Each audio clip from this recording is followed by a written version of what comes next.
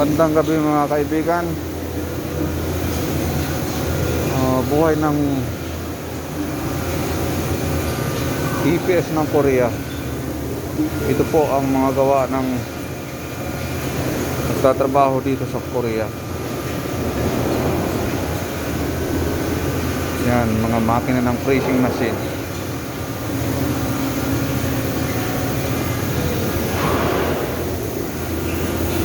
Ayan ho. Ito ay molde ng kotse. Finished product na po yan for deliver bukas. Ito.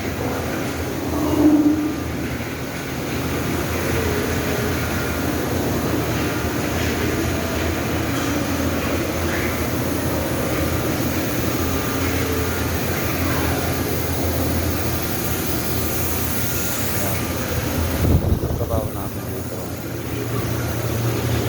Ang gustong pumunta dito sa Korea ay kailangan nyo maipasa lamang yung exam ng Korean language. Pag nyo intindihin na hindi nyo alam ang trabaho pag galing pa kayo ng Pilipinas, pagdating nyo dito tuturuan kayo. Ganito, ito yung trabaho ko. Gumagawa kami ng programa, engineer ako. Tapos binibigay sa akin yung program, then gagawin ko, i-check ko yung mga talim kung ano ang dapat ibubutas. Kagaya niyan, planong yan, pattern yan. Yan ay ginawa ng engineer, binigay sa akin yan. Then pagdating sa akin, input ko sa computer. Ako nang bahala kung anong gagawin ko para magawa niyan or magawa. Ito naman yung mga talim na tinatawag nila ditong kungpo. Yun ang mga drilling, boring, hindi mill, lahat. Yan. Yan, lahat na yan galing dito sa yan, Star Vision. Ayan, gumagawa ho siya. Yan ay 4 na oras na yata, 4 na oras. 3:30 ko sinalang ng hapon. Anong oras na ngayon? 9:30. So 5 hours na. Tama ba ako? Tama ba? 5 hours o 6 na oras na? Ganun ho ang trabaho dito sa South Korea.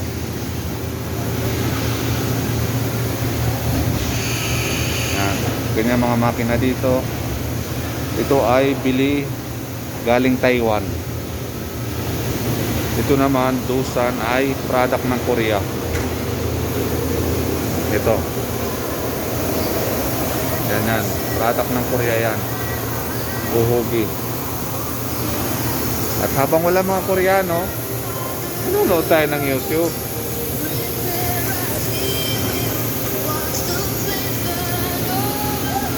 Ganyan. Simbolin na lang namin yan. Tapos na yan. Yan.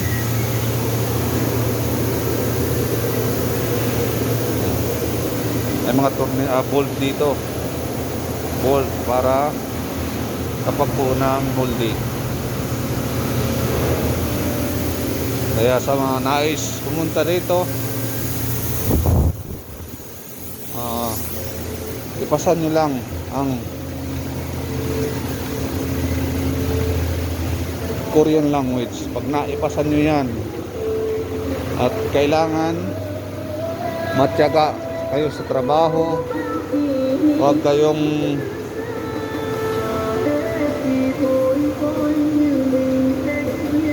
pabanjing-banjing, Kasi dito yung mga Koreano ay pag nakita kang pabanjing-banjing ay kakainin mo ay sikya. Alam nyo yung sikya ay minumura ka na. Ito yung finishing, processing ng mga bakal na yan. Tinatabas yan. Tapos dito minimiling. Ito yan o. Dito yan o, minimiling. Tapos yan. Yan ang labas niya no. Malinis na siya. Yan, bakal pa. Minimiling siya. Yan, malinis na yan. Or CNC na yan. Anyong? Yan o. Ayan o. Yan, binapalatan yung bakal. Yan, binapalatan ang bakal. Ito yung mga makina for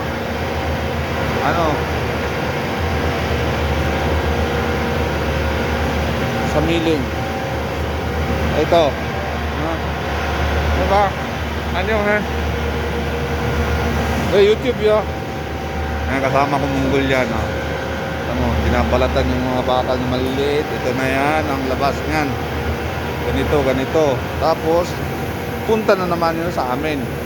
Ganito ho yan mga kaibigan. Dahil makina dito kulang ng tao. Pero minsan madaming gawa, minsan walang gawa. Ayan o. Ito yung makina. Itong makinang ito ay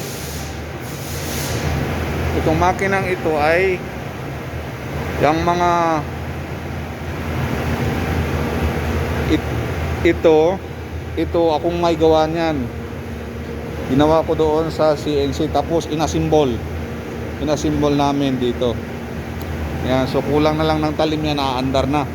Para sa mahaba, tatabas yan. Yan. Ito, tingnan niyo yung mga namin, bakal. Yung gustong bumili ng bakal dyan, mag-comment lang kayo sa down below and sabihin nyo kung gusto nyo bumili ng bakal at bibigyan ko kayo ng price. Yan, yung mga makina dito.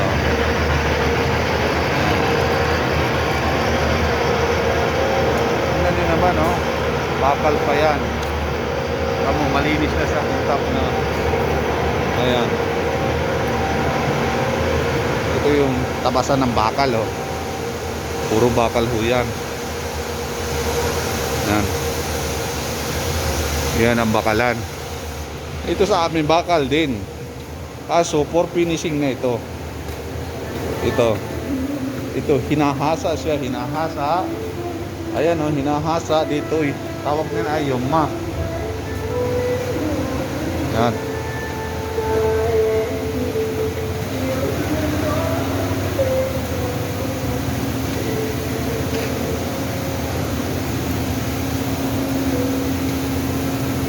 Ganyan, alam nyo mga kaibigan, ang bawat butas ho niyan ay nagkahalaga ng 1,200 peso sa peso, kasi 30,000.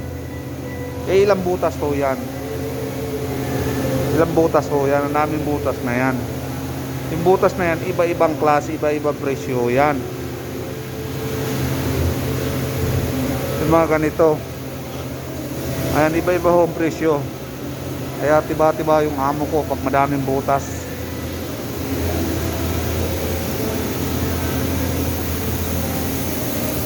Ito, ganito. Yan, tapos na siya.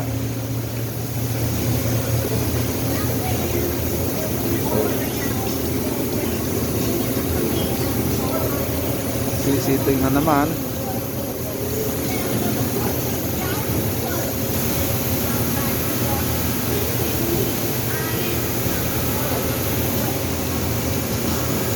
Malapit na mauwi. Alas 10 uwi na ako.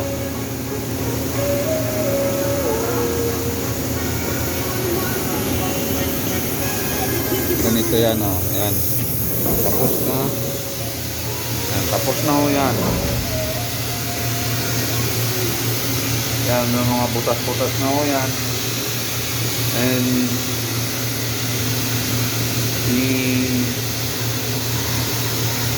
tatanggalin ko na ho yan sa kanyang setting. Tapos setting uli. Sana na yan. Thank you guys.